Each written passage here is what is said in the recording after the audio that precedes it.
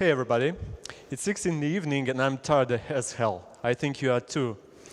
An amazing time to talk about boring theory of database indexes, right? Don't worry, there are going to be a few lines of code here and there. All right, jokes aside, this talk is pretty packed with information and we don't have much time, so let's begin. Today, I'm going to talk about what indexes are, what's a bitmap index. We're going to see where it's used and why it's not used where it's not used. We're going to see the simple implementation in Go, and then we're going to tackle the compiler a bit. After that, we're going to see not so simple implementation, but much more performant in Go assembly.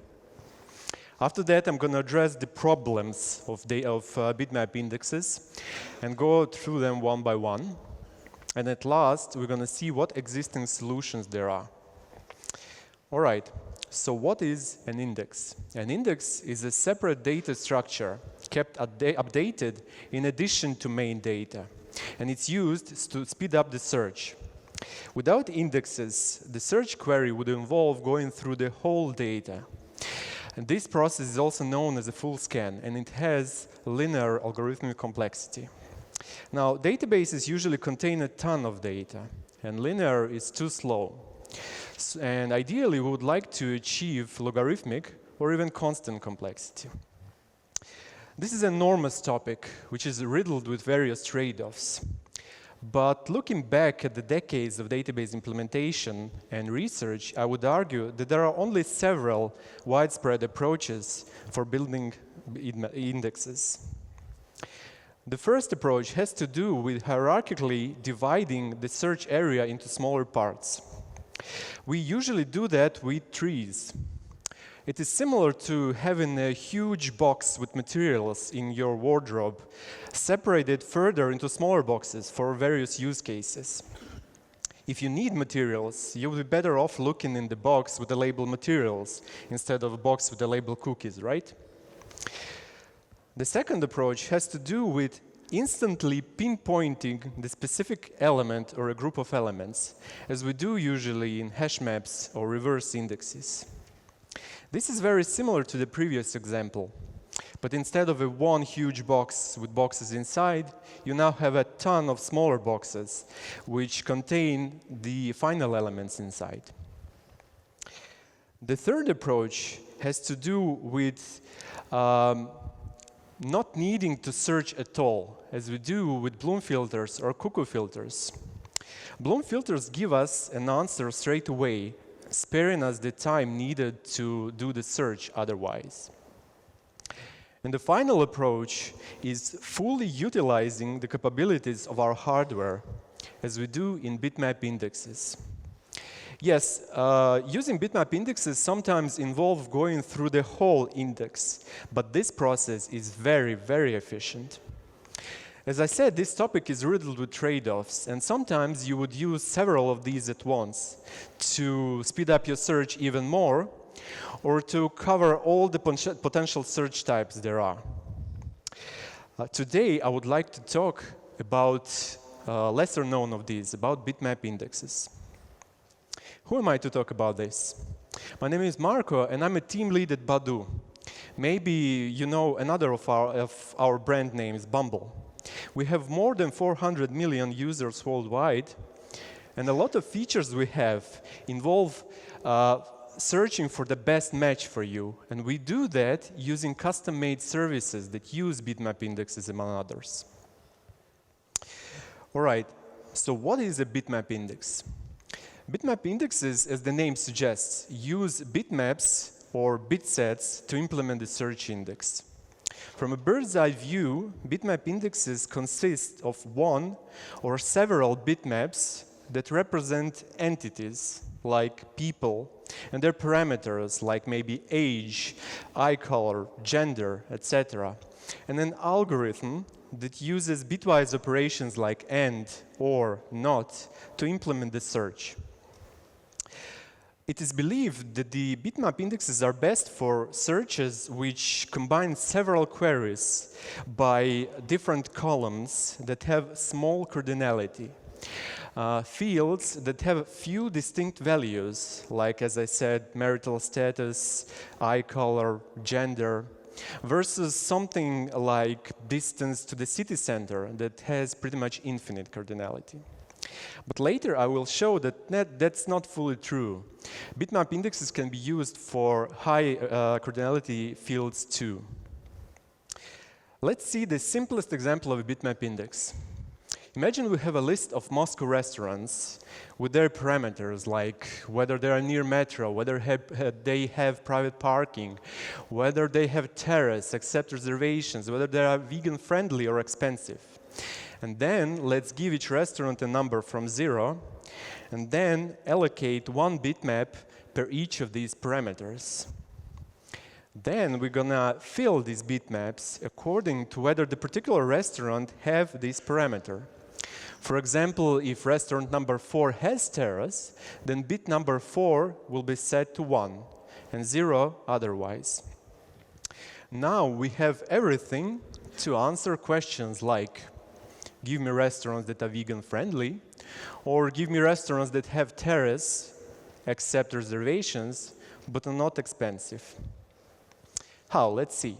Well, the first question is very simple. All we need to do is to take the vegan-friendly bitmap and convert it into a list of restaurants that have their corresponding bits set. Now, the second question is slightly more complex. We're going to need to use bitwise operation not on an expensive bitmap to get non-expensive restaurants. Then we're going to end this bitmap with a terrace bitmap. And then we're going to end the result with a reservations bitmap. And the resulting bitmap will consist of restaurants that have all these characteristics we wanted. Now, in this example, there's only one of these, restaurant named Unist. Now, this is a little bit theoretical, but we're going to see the code very soon, don't worry. If you Google bitmap index right now, 90% of the results will be connected to Oracle DB. And indeed, Oracle has bitmap indexes. But surely other DBMSs use this stuff, right? Well, no. Let's go through usual suspects one by one. MySQL does not have bitmap indexes. There's a proposal for adding them. PostgreSQL does not have bitmap indexes, but they use bitmaps and bitwise operations to combine the results of several different indexes. Now, Tarantul has indexes, and it allows very simple queries on those. Redis has only bit field without any search capability. MongoDB, as MySQL, have a proposal for adding bitmap indexes. And at last, Elasticsearch uses bitmaps only internally. But there's a new boy on the block called Pilosa. Pilosa is a new DBMS written in Go that uses and has only bitmap indexes, and it bases everything on them. Notice there's no R in the name because it's not relational. We're going to talk about Pilosa a little bit later. All right, but why? Why are bitmap indexes so rarely used? Before answering that question, I would like to walk you through a simple bitmap index implementation in Go. Bitmaps are pretty much just chunks of memory. Let's use slice of bytes in Go for that. We're going to need one slice per each parameter here. And each bit in this slice corresponds to whether a particular restaurant have this characteristic or not. Now, we're going to need two helper functions. First, called fill, is going to be used to fill these bitmaps with a random data. Yeah, random, but with specific probability of having this characteristic. For example, I think that there are very few restaurants in Moscow that don't accept reservations. And there are maybe approximately 20% of those that are vegan friendly.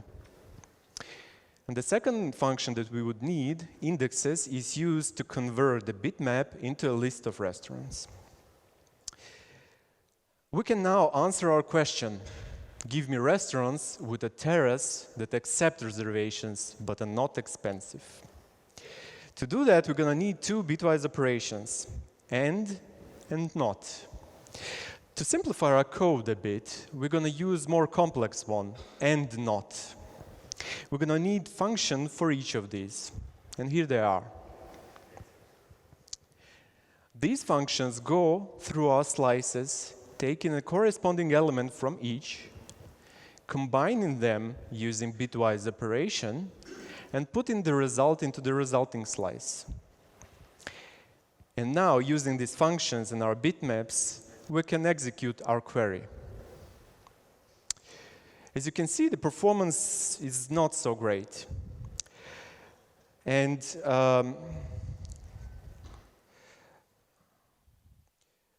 the performance is not so great, even though our functions are so simple, and we saved a ton by not allocating the resulting bitmap each time for each function invocation. After some profiling with pprof, I noticed that Go compiler missed a very simple but useful optimization called function inlining.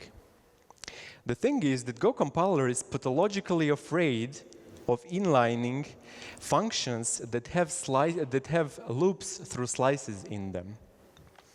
But I'm not afraid of those. I can fool the compiler by using labels and goto instead of loops. And now Go compiler happily inlines my function. And as a result, we managed to save about 2 microseconds on this.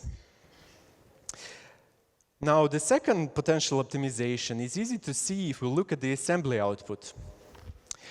Go compiler added rain checks into my loop.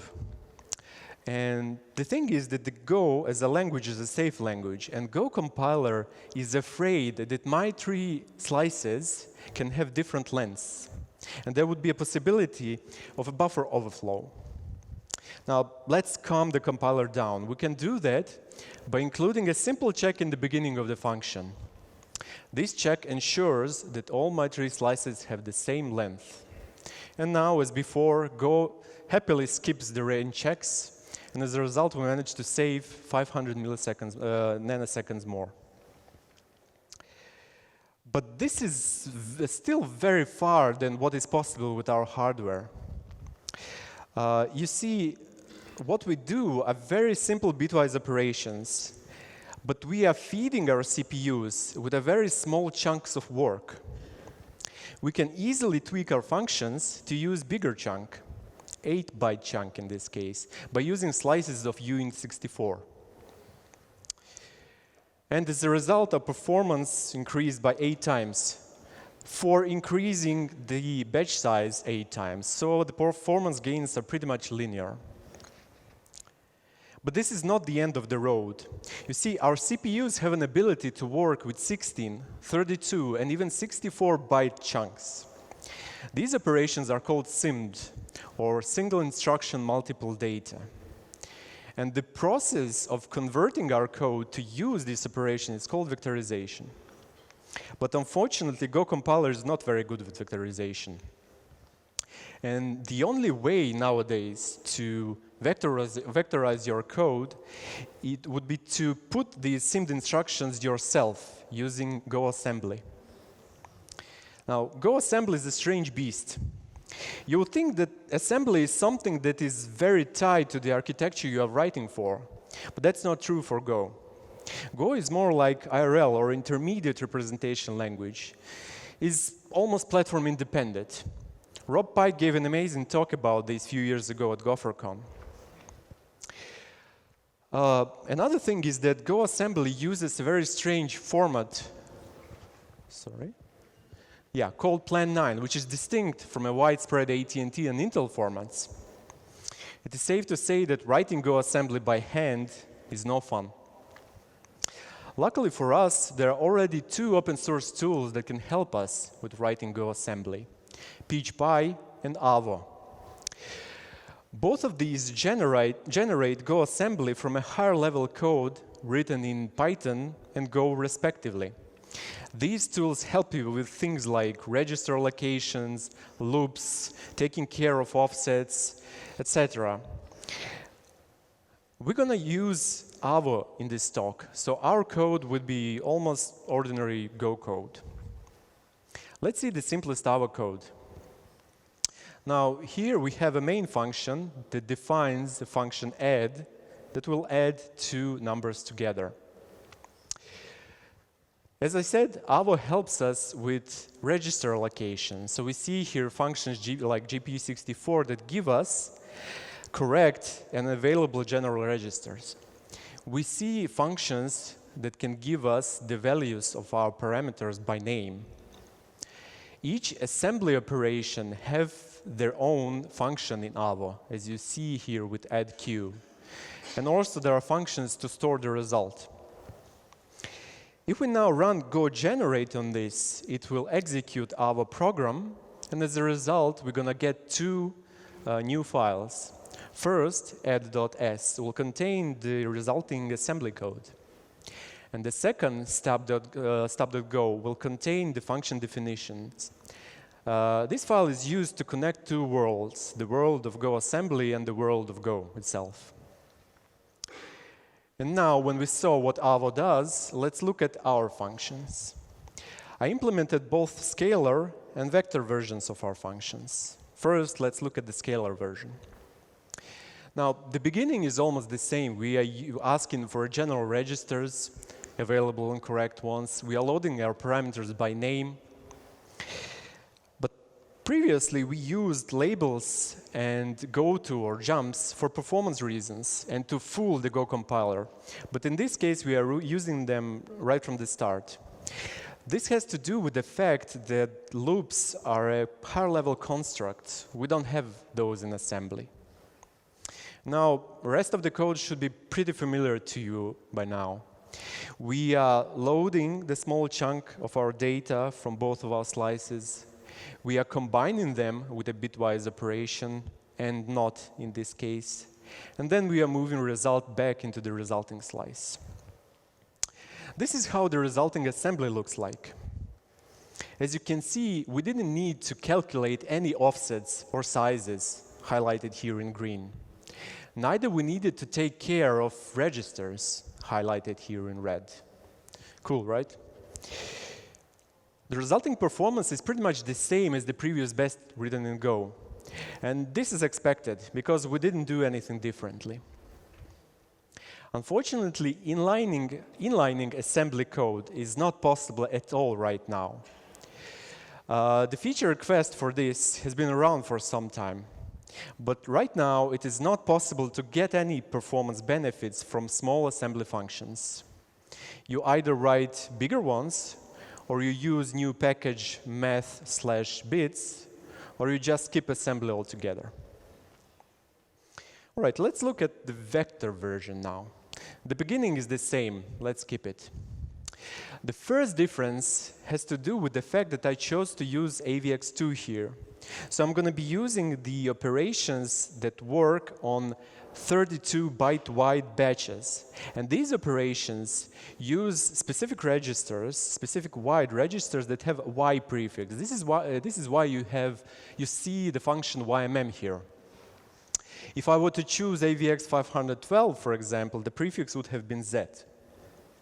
Now, another change has to do with the fact that I chose to do an optimization called unrolling or loop unrolling. I chose to manually unroll my loop 8 times before looping back. This reduces the amount of branches we have in our code. And this optimization is pretty much limited by the amount of registers you have available. As of performance, well, it's amazing. It's 7 times better than the previous best. And this can be further improved if we use AVX 512, if we use prefetching, and maybe even if you use JIT or just-in-time compiling for query plan builder instead of doing it manually. All right, we saw the simple bitmap index implementation in Go. We saw an amazing performant implementation in assembly. But there's a still question, why? Why are bitmap indexes so rarely used? The older publications tell us that bitmap indexes have these problems. But more modern publications and I argue that these have been fixed already or dealt with. We will not have time to go through these deep, but we're going to glance over them definitely. All right, so the first problem has to do with the fact that high cardinality fields tend to take too much memory. And this has to do with the common representation of that we use, 1 bit per distinct value.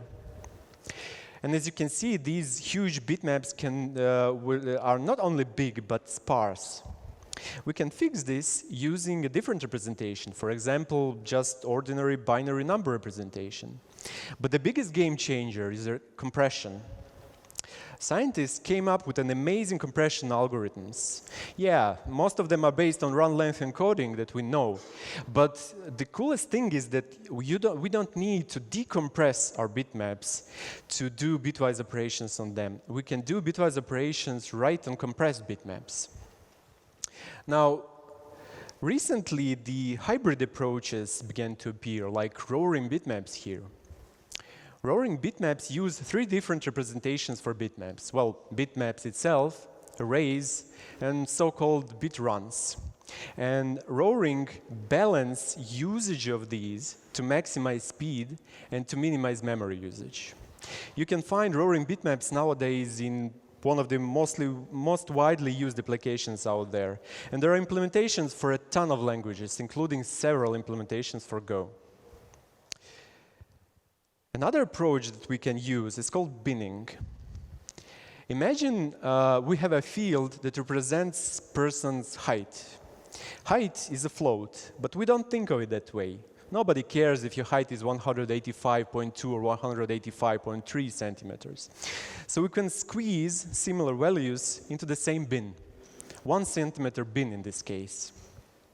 And if you can assume that there are very few people with height less than 50 centimeters and with a height higher than 250 centimeters, you've pretty much converted the field with an infinite cardinality into a field with approximately 200 distinct elements cardinality.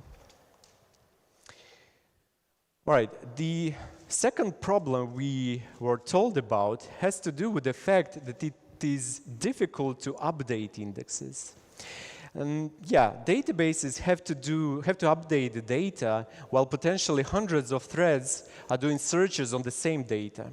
One would need a lock to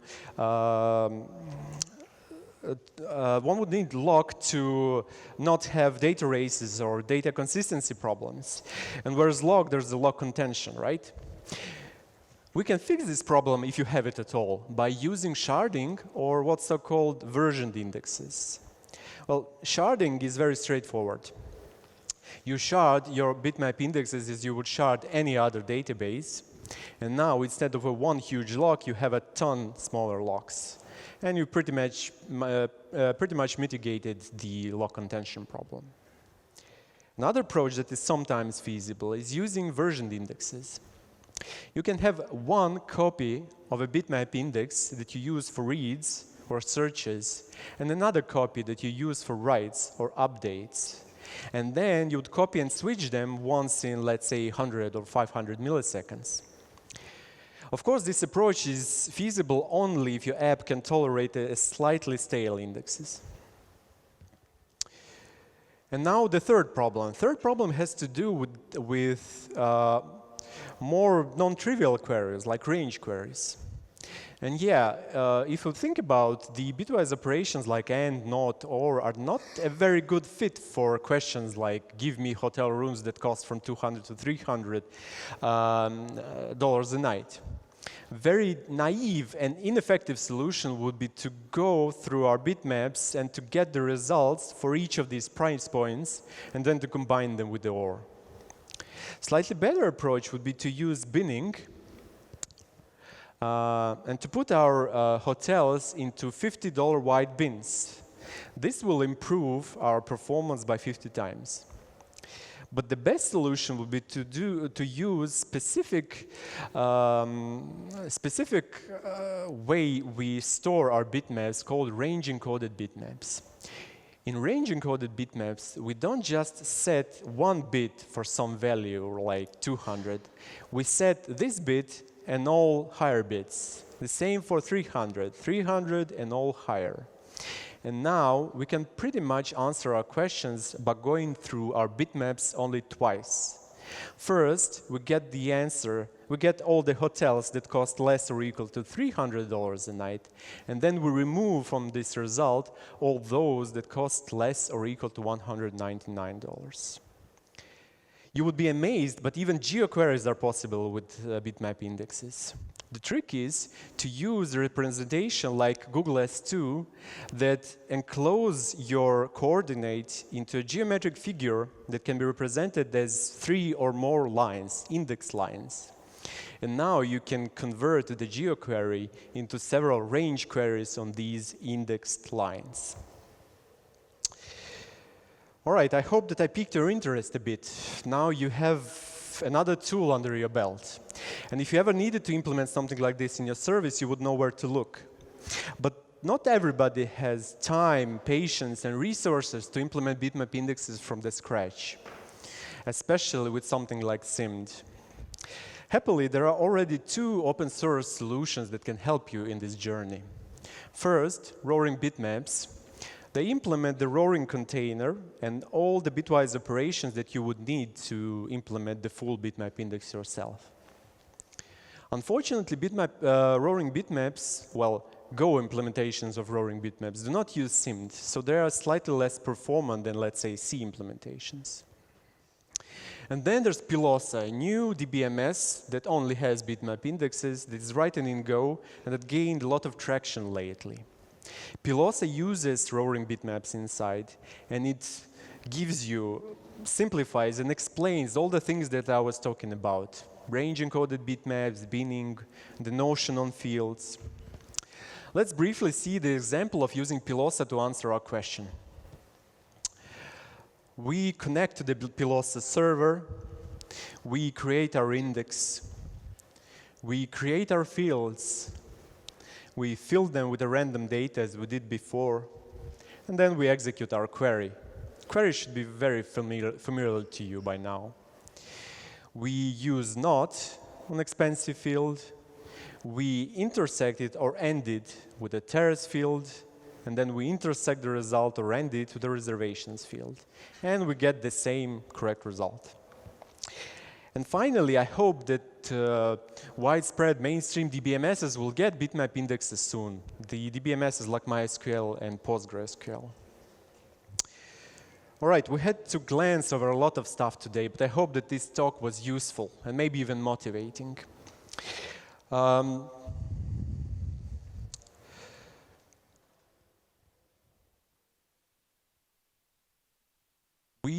I think that knowing about bitmap indexes and understanding them could be very useful, even though if you don't need them right now.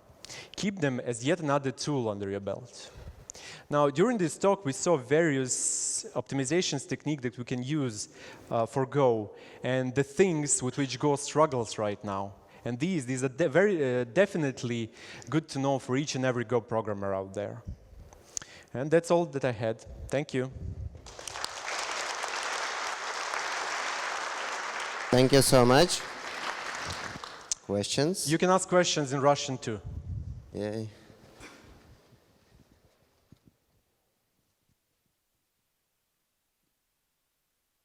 Raising your hands.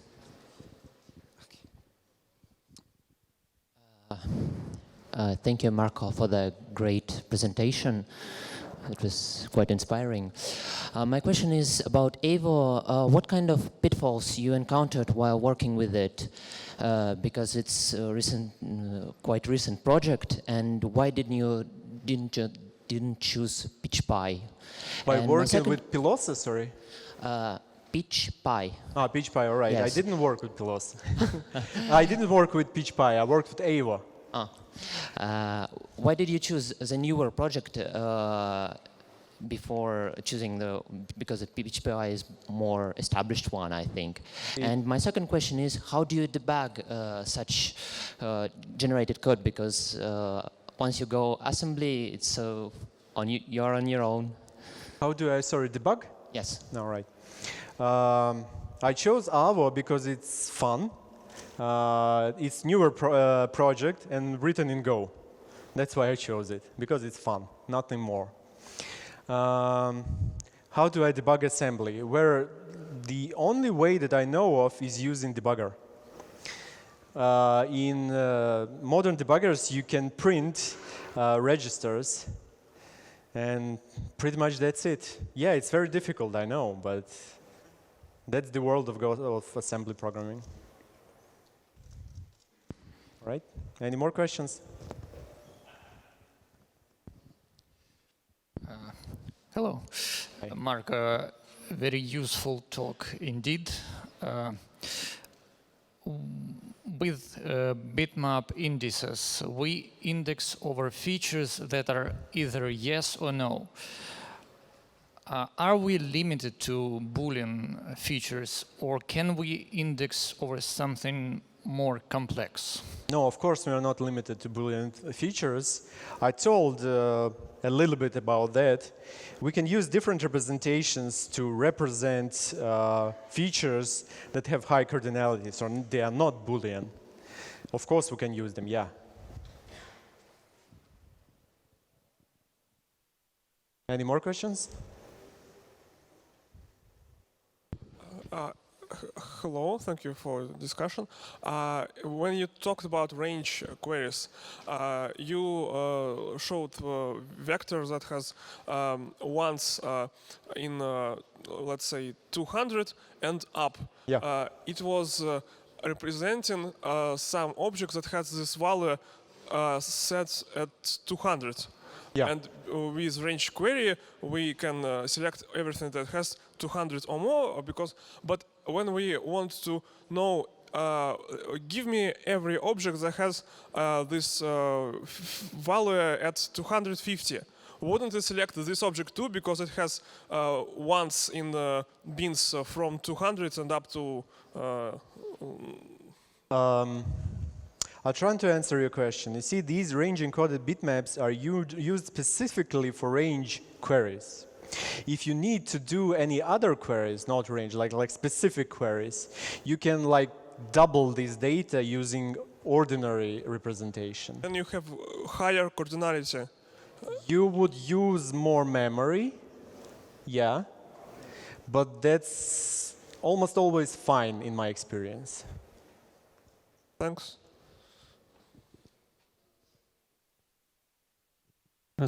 Спрошу на русском. Да. Почему руками ассемблер писали, а не какой-нибудь C2Go-ASM, который берем, пишем на C, компилируем, просим выплюнуть ассемблер и дальше уже интегрируем в Go? Не знаю, должен ли отвечать на русском или английском. Я не писал руками ассемблер, я писал его с помощью AVO.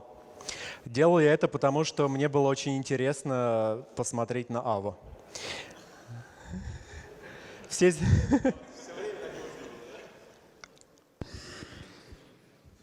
Вот. Здравствуйте. Да, окей.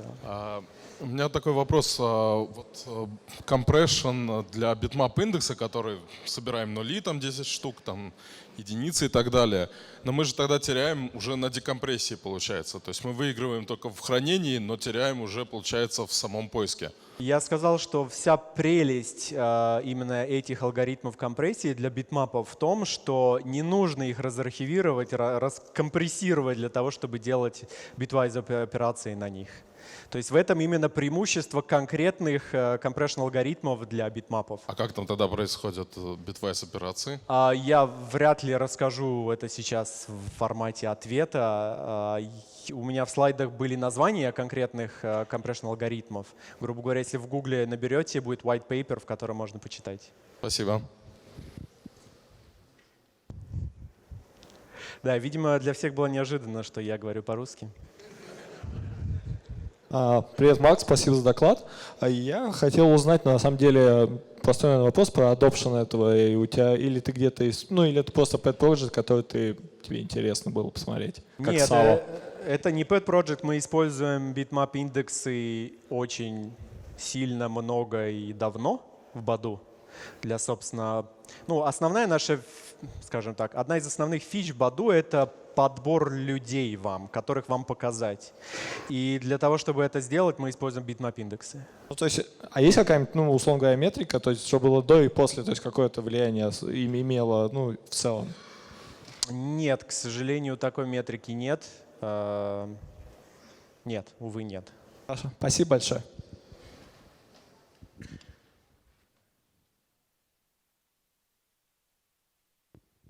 Привет, спасибо за доклад. Я хотел бы узнать вообще, я так понял, у вас в итоге родился продукт, какой-то бэкэнд для этих индексов, который вы сейчас реально используете, я правильно понял? Он родился очень давно, мы его используем, да. Супер. Я, наверное, хотел бы сесть, но не так иронично все. И ты также сказал о том, что Postgres уже под капотом использует Bitmap, и вроде все хорошо. Почему нельзя было, неужели, написать какой-то экстеншн к нему, чтобы все работало уже? Я сказал, что в Postgres нет bitmap индексов, но они используют битмапы и как бы вот эти bitwise операции для другого. То есть, грубо говоря, тебе как пользователю PostgreSQL недоступна возможность юзать bitmap индексы и делать поиски на них. Вот, то есть эта фича в каком-то виде, она используется внутри для того, чтобы объединить результаты других индексов. То есть, грубо говоря, ты там сделал поиск по одному индексу, PostgreSQL сохранил результат в виде битмапа на диск, поиск произошел по другому индексу, он сохранил на диск, ну и объединил их с помощью там end, например, и выдал тебе результат. То это не совсем то. Скажем так, частично эти технологии используются, но они недоступны тебе как юзеру. То есть интерфейсов для доступа к этому в принципе нет? Единственная такая общедоступная, это Oracle, который имеет bitmap индекс. Спасибо еще раз за доклад, классный, супер. А вопрос такой, ты там говорил, что у вас 400 миллионов пользователей. Насколько я понимаю, это для каждого property вот этого бинарного вы создаете битмап с размерностью 400 миллионов, да? Это 50 мегабайт. Мы используем немножко другой representation, на русском тяжело. Но смысл в том, что да, у нас есть некоторое количество объектов у пользователя, параметров, ну там в районе нескольких десятков, да, которые укладываются в память. И весь этот индекс лежит в памяти, да. Мы шардируемся по странам, поэтому это не, грубо говоря, не 400 миллионов в одном месте, они шардированы по странам. Самые большие страны — это, наверное, США, ну и там, я не вспомню сколько, но несколько десятков миллионов людей и больше. И еще вопрос, эти bitmap индексы, ты рассказывал в докладе, что они у вас, ну, они обновляются, да. Я так понимаю, что они онлайн обновляются, да, в памяти? Или где-то они обновляются, и мы как раз используем вот этот, как я сказал, версионированный индекс, потому что, ну, в конкретной фиче нам, в принципе, вот для выдачи людей тебе, в принципе, не настолько важно, если, я не знаю, у него там миллисекунду назад поменялся возраст там с 30 до 31, как бы мы переживем. И поэтому вот мы можем пережить вот это отставание там в несколько сотен миллисекунд. Вот. Понятно, спасибо. Привет, спасибо большое за доклад, очень интересно было, но очень интересно, почему ты решил его читать на английском, а не на русском. Спасибо.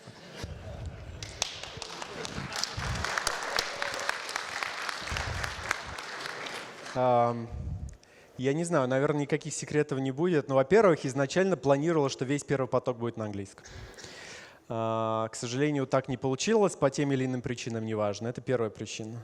Вторая причина — это то, что мне не очень нравится то, что люди в России не очень хорошо знают английский язык. Я бы хотел, чтобы они лучше его знали. Я бы хотел, чтобы люди из других стран приезжали к нам на конференции, как они приезжают, не знаю, там в Париже или еще где-то.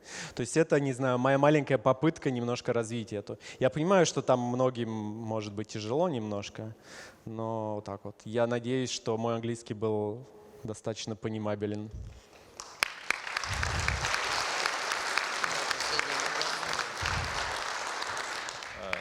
Добрый день. Я хотел спросить, у вас вот очень большой индекс, да, там миллионы сущностей, а на запрос сколько сущностей вы обходите? То есть вот пришел пользователь, ему надо показать что-то, сколько вы обрабатываете за один запрос? Вы про всему Я не готов сразу ответить на... Хотя бы порядок. Это зависит от конкретного запроса, потому что, грубо говоря, если немножко рассказать, вот как работает эта штука, вам нужно еще исключить из результата тех, кого вы уже видели, грубо говоря. И поэтому каждый запрос отличается. То есть кто-то там новый пользователь, он уже еще никого не увидел, и мы можем подобрать ему людей из меньшего количества потенциальных людей. Кто-то видел там уже 10 лет на Badoo, на Бамбле, отголосовал там половину нашего юзербейса, и нам нужно для того, чтобы ему кого-то подобрать, просмотреть вообще всех. То есть это зависит от запроса. Но, не знаю, в среднем четверть, половину, ну, сложно ответить. 500 000, окей, ладно. И второй вопрос, насколько широкий получается этот индекс, ну как бы таргетинг, насколько широкий, по скольки параметрам вы подбираете? Широкий, в какие критерии? Память, может быть? Нет, ну по значениям, то есть это 10 значений, 20, 150, 1000? Это примерно несколько десятков параметров для пользователя. Параметры есть как и с малой кардинальностью, то есть, например, boolean параметры, есть и с большой кардинальностью. Ну, это, не знаю, может быть десяток, 20, 30 байт на пользователя. Вот. Все это хранится в памяти, и в памяти, ну, грубо говоря, какая-то средняя строка у нас, ну, не занимает больше, чем, я думаю, 5-10 гигабайт памяти. Друзья, давайте закончим на этом. Мы прям затянули немножко. Поаплодируем докладчику. Спасибо.